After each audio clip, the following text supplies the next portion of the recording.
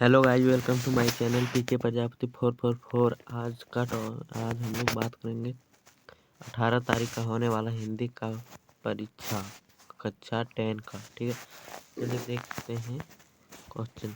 देखिए ऐसा है इसमें पंजीयन संख्या भरना है, इसमें पंजीयन वर्ष भरना है, किस वर्ष में रजिस्ट्रेशन कराया है, इसमें रोल कोड भर देना है। ठीक है, चलिए देखते हैं। इसमें आपका रोल नंबर भराया गया एडमिट कार्ड के हिसाब से, यहाँ लिपि में भर देना है,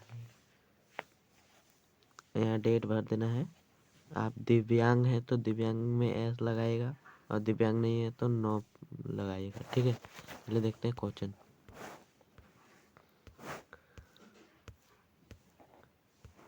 देखिए यहाँ पर दिया है गद्यांश। निम्नलिखित गद्यांश को ध्यानपूर्वक पढ़कर प्रश्न 1 से 4 तक के सही विकल्प का चयन करें।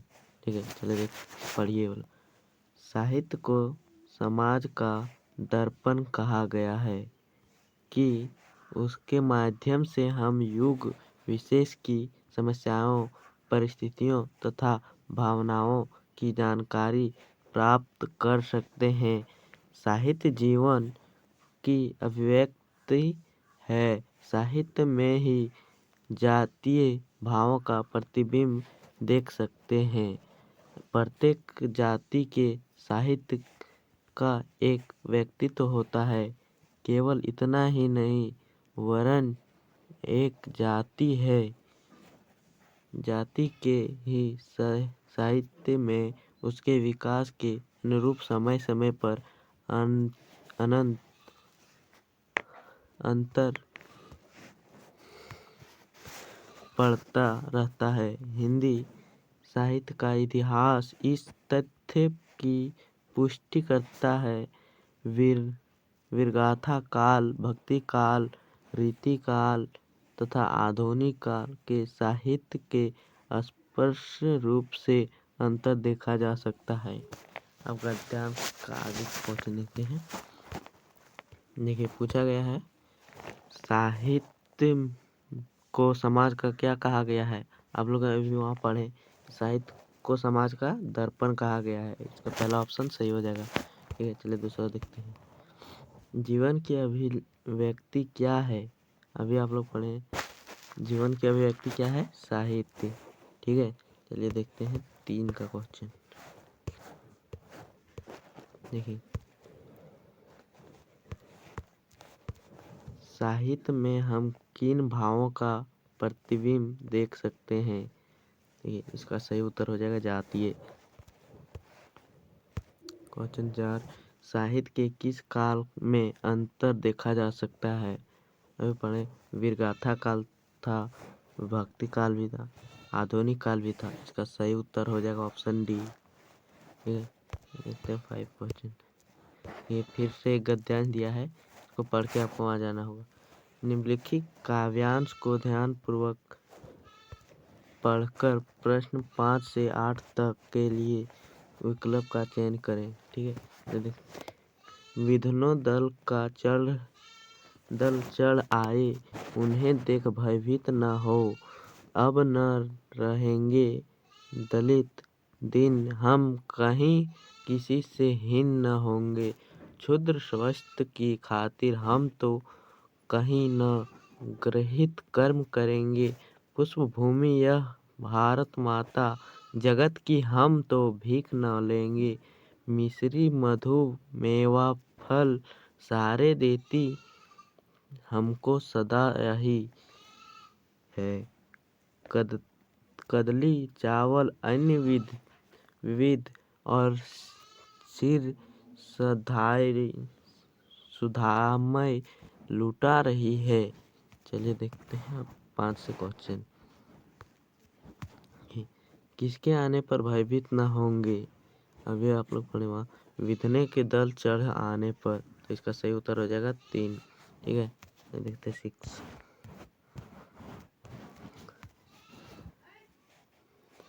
भारतवासी किसकी खातिर ग्रहित नहीं करेंगे।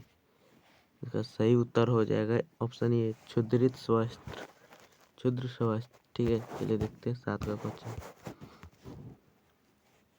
कवि क्या आशा करता है भारतीय किसी से पद दलित और हीन न होंगे।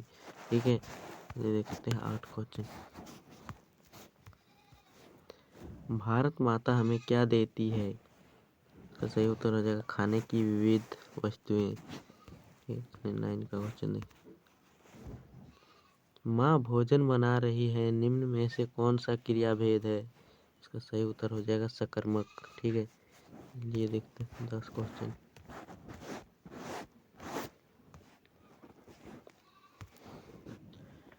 कौन सा वाक्य अकर्मक क्रिया का उदाहरण है।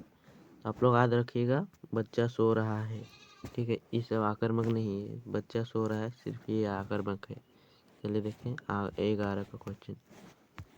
देखिए, मिश्र वाक्य में एक प्रधान उपवाक्य और शीर्ष कौन सा उपवाक्य होता है। आश्रित उपवाक्य होता है। ठीक है, देखते हैं 12 क्वेश्चन। यदि परिश्रम करोगे तो अवश्य फल पाओगे, यह कौन सा वाक्य है।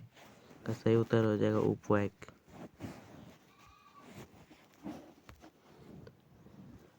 हम अपनी सभ्यता डैश संस्कृति पर गर्व है। सही अवयव पद को चुने। इसका सही उत्तर हो जाएगा और हमें अपनी सभ्यता और संस्कृति पर गर्व है। ठीक है, ये देखते हैं 14 क्वेश्चन।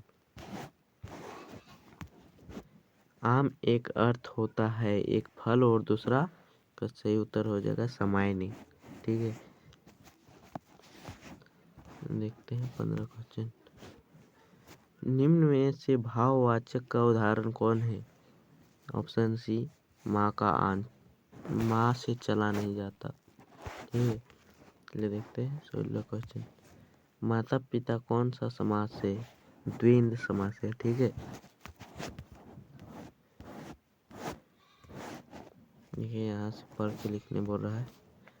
निम्नलिखित गद्यांश को ध्यानपूर्वक पढ़कर प्रश्न 17 से 18 के लिए विकल्प का चयन करें। ठीक है, मैं काली हूँ, बचपन से दुबली और मिरियल थी। गोरा रंग पिताजी की कमजोरी थी, सो बचपन से मुझसे 2 साल बड़ी खून गोरी स्वस्थ और हंसमुख बहन सुशीला से ही हर बात में तुलना और फिर उसकी प्रशंसा ने ही क्या मेरे भीतर ऐसे गहरे हीन भाव की ग्रंथि पैदा नहीं करती कि नाम सम्मान और प्रतिष्ठा पाने के बावजूद आज तक मैं उससे उबर नहीं पाई। ठीक है, अब इसका सही उत्तर करते हैं। प्रस्तुत गद्यांश किस पाठ से लिया गया है। तो इसका सही उत्तर हो जाएगा एक कहानी यह भी है। ठीक है, चलिए देखते हैं 18 क्वेश्चन। बड़ी बहन से तुलना किए जाने पर लेखिका के मन में कैसी भाव उत्पन्न हो गई। तो सही उत्तर है हीन। अभी पढ़े वहाँ पर। चलिए देखते हैं 19 का क्वेश्चन। फिर से यहाँ गद्यांश दिया है। निम्न काव्यांश को ध्यानपूर्वक पढ़कर 19-20 के लिए सही विकल्प का चयन करें। बादल गरजो, घेर घेर घोर गगन, घराघर आओ, ललित ललित काले घुंघराले, बाल कल्पना के से पाले। विद्युत छवि उर में नवजीवन वाले। देखते हैं प्रस्तुत काव्यांश किस पाठ से लिया गया है। इसका सही उत्तर हो जाएगा उत्साह। ठीक है, चलिए 20 का क्वेश्चन देखते हैं। कविता में बादल किसका प्रतीक है। पुरुष और क्रांति का। ठीक है, किस क्वेश्चन देखिए। निम्नलिखित प्रश्नों का सही विकल्प चयन करें। देखते हैं किसका। बालक अमरुद्दीन रिजिया के लिए किस मंदिर में जाया करते थे। सही उत्तर हो जाएगा बालाजी मंदिर। ठीक है, देखिए बूढ़ा मरियल सा आदमी था, कौन था? इसका सही उत्तर हो जाएगा कप्तान चश्मे वाला। नेक्स्ट क्वेश्चन देखिए, बाल गोविंद भगत लगभग कितने वर्षों के थे? इसका सही उत्तर हो जाएगा 60+ था। देखते हैं 24 का क्वेश्चन, कहानी लेखन के लिए आवश्यक क्या है? तो सही उत्तर हो जाएगा सब विचार भी चाहिए, पत्र भी चाहिए, घटना भी चाहिए, नहीं तो लेख पत्र नहीं लिख सकेगा। इनमें से सभी इसका सही उत्तर हो जाएगा। ठीक है, चलिए देखते हैं 25 का क्वेश्चन, श्री राम ने किसके धनुष को तोड़ा था? तो आप लोग तो पढ़े ही होंगे, शिव का धनुष तोड़ा था। 26 का क्वेश्चन देखिए, गोपियों ने कड़वी ककड़ी के समान किसे बताया है? योग संदेश को। ठीक है, 27 को, कवि के अनुसार छाया को छूने से क्या होता है? दुख की प्राप्ति होता है। ठीक है, देखते हैं 28 क्वेश्चन, यह दंतोरिक मुस्कान कविता में कवि को कौन सा एकांतक निहार रहा था? शिशु निहार रहा था। ठीक है, छोटा सा बच्चा। रानी एलिजाबेथ द्वितीय कहाँ की रानी थी? इंग्लैंड की थी। ठीक है, भोलेनाथ का वास्तविक नाम क्या था? इसका सही उत्तर हो जाएगा तारकेश्वर नाथ। ये देखते हैं, अब तो सब्जेक्टिव आ गया। निम्नलिखित गद्यांश को ध्यानपूर्वक पढ़कर किन्हीं 6 प्रश्नों के उत्तर दें। जगत और प्रकृति के साथ हमारा जीवंत संबंध है। हम चेतन हैं और प्रकृति नितांत जड़, ऐसी भांति हमें नहीं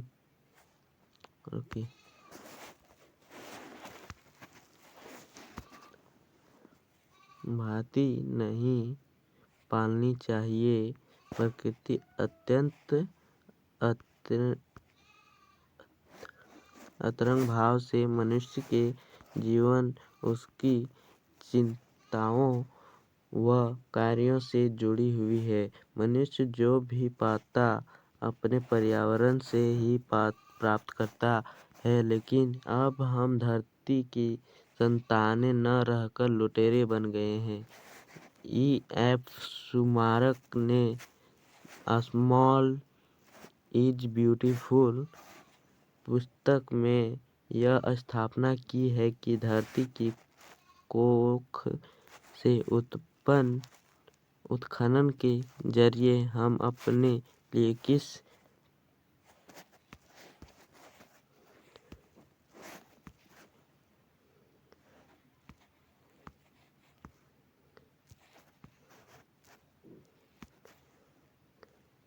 प्रकार संसाधन प्राप्त कर उसकी खपत करते जा रहे हैं। यह ऐसा ही है जिसे कोई अपनी पूंजी बेचकर खाता जाए।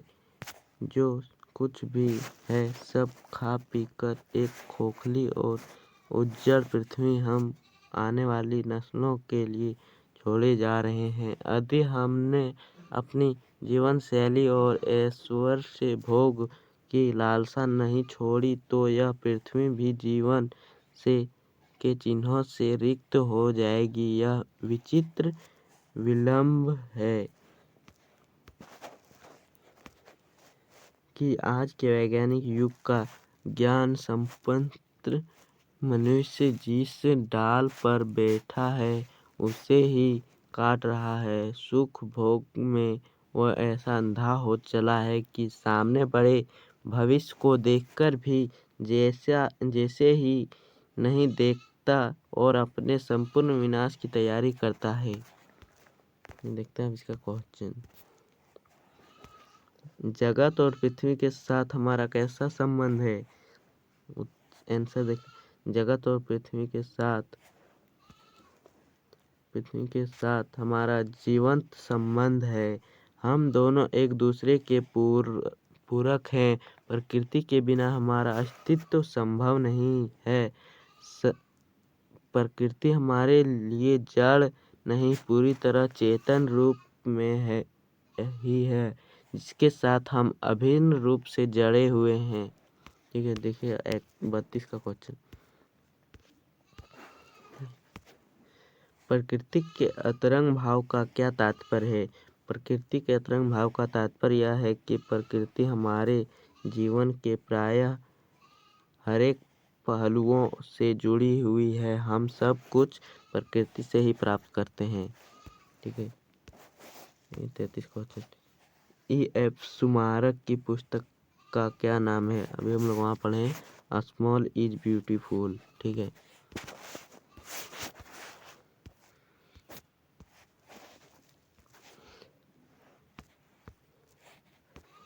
हम आने वाली नस्लों के लिए कैसी पृथ्वी छोड़ रहे हैं? हम आने वाली नस्ल के लिए हम एक खोखली और उजाड़ पृथ्वी छोड़ रहे हैं। ठीक है, ये देखते 35 का क्वेश्चन।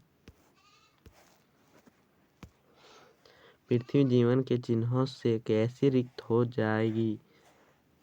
आंसर, यदि हम अपनी जीवन शैली ऐश्वर्य भोग की लालसा नहीं छोड़ी तो यह पृथ्वी भी जीवन के चिन्हों से रिक्त हो जाएगी। ठीक है, ये 36 का क्वेश्चन। सुख भोग की लालसा में मनुष्य की व्यवहार कैसी हो चला है? आंसर देखिए, सुख भोग में वह अंधा हो चला है कि सामने खड़े भविष्य को देखकर भी जैसे नहीं देखता और अपने संपूर्ण विनाश की तैयारी करता जाता है। ठीक है, 37 का नहीं लिखना है। 38 का देखिए, प्रकृति शब्द का विशेषण क्या होगा? तो सही उत्तर हो जाए प्राकृतिक। ठीक है, देखते हैं 39 का। बिना विचार घटना और पत्रों के भी कहानी लिखी जा सकती है। हर्षपाल के इस विचार से आप कहाँ तक सहमत हैं? ठीक है, चलिए देखते हैं। हमारे मत में बिना विचार घटना और पत्रों के बिना कहानी नहीं लिखी जा सकती है। ये तीन बातें कहानी के आवश्यकता तत्व होते हैं। जब तक कोई विचार नहीं आएगा तब तक कहानी बन ही नहीं सकती। घटना कहानी की कथा वस्तु को आगे बढ़ाती है और पत्रों के माध्यम से कहानी कही जाती है। यशपाल का कथन तो नहीं, कहानी पर व्यंग है, अर्थात नई कहानी में विचार घटना और पत्रों का अभाव रखता है, तभी वह रोचक एवं उद्देश्यपूर्ण नहीं होता है। ठीक है, चलिए आगे कौन।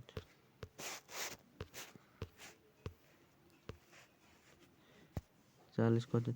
काशी में हो रहे कौन से परिवर्तन बिस्मिल्लाह खां को व्यथित करते हैं?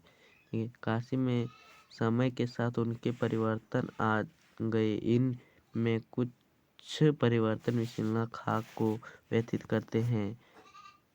इनमें से प्रमुख परिवर्तन निम्नलिखित है। ये पहला, पक्का महाल काशी विश्वविद्यालय से लगा इलाका मलाई बर्फ बेचने व लोगों का वहां से चले जाना। दूसरा, कजली चेता अदब का जमाना चला जाना।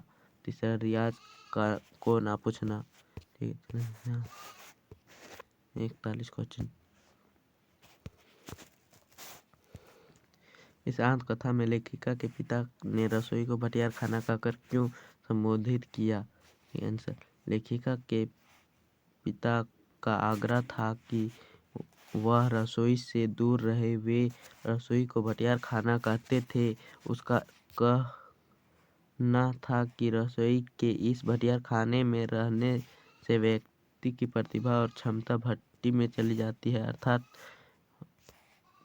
नष्ट हो जाती है। वे इसे समय की बर्बादी मानते हैं। ठीक है,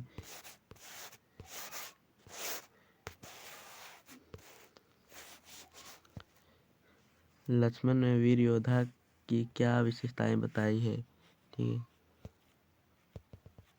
है, लक्ष्मण ने वीर योद्धा की निम्नलिखित विशेषताएं बताई है। पहला, वीर योद्धा युद्ध भूमि में करनी करके दिखाते हैं। दूसरा, वे अपने वीरतापूर्ण कार्यों से अपना परिचय देते हैं। तीसरा, वीर योद्धा अपने मुंह से अपने गुण का वखान स्वयं नहीं करते। तीसरा, वीर योद्धा धैर्यवान एवं क्षोभ रहित होते हैं। 43 क्वेश्चन। बच्चे की मुस्कान और एक बड़े व्यक्ति की मुस्कान में क्या अंतर है? आंसर, बच्चे की मुस्कान सहज एवं निश्चल होती है। उसकी मुस्कान उसके हृदय की प्रसन्नता को अभिव्यक्त करती है। बड़े व्यक्ति की मुस्कान में प्रायः बनावटीपन होता है। वह अक्सर देखकर मुस्कुराता है, उसमें निश्चलता की झलक नहीं होती। ठीक है।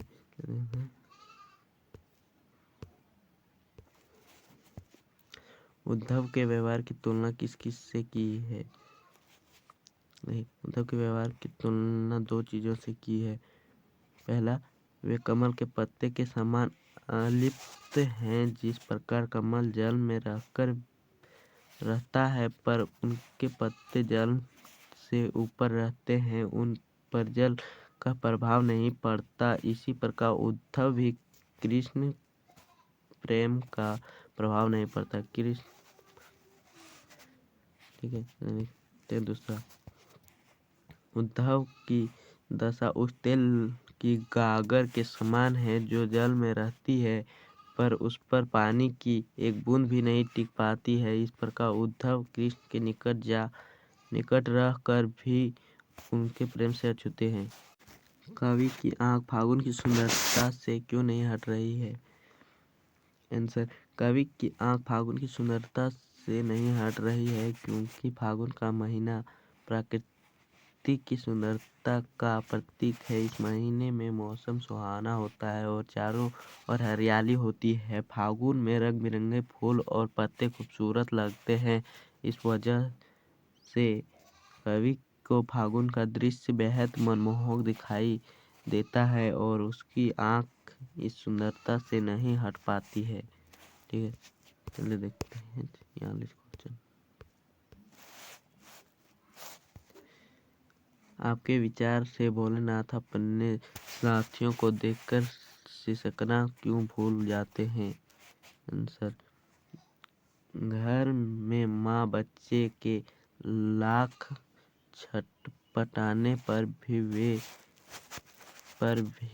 उसे पकड़कर उसके सिर से चालू भर कड़वी तेल डाल देती थी। वह सिर को तेल से खराबोर करके ही छोड़ती थी। फिर माथे पर काजल की बिंदी लगाती और फूलदार लट्टू बांधकर कुर्ता टोपी पहना देती। इस प्रकार माँ के हठ से तंग आकर बच्चा सिसकने लगता था। तब वे बाबूजी की गोद में सिसकते बाहर आते ही उनकी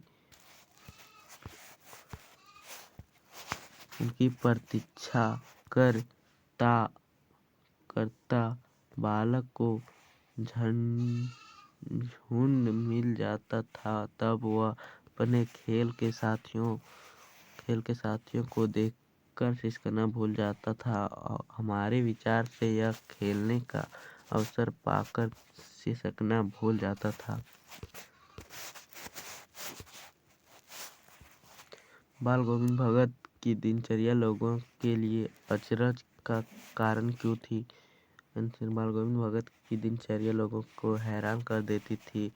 वे भगत जी की सरलता, सादगी और निस्वार्थता पर हैरान होते थे। भगत जी भूलकर भी किसी से कुछ नहीं लेते थे। वे बिना पूछे किसी की चीज छूते भी नहीं थे। यहाँ तक कि किसी दूसरे के खेत में स्वच्छ भी नहीं करते थे। लोग उनके इस खरे व्यवहार पर मुग्ध थे।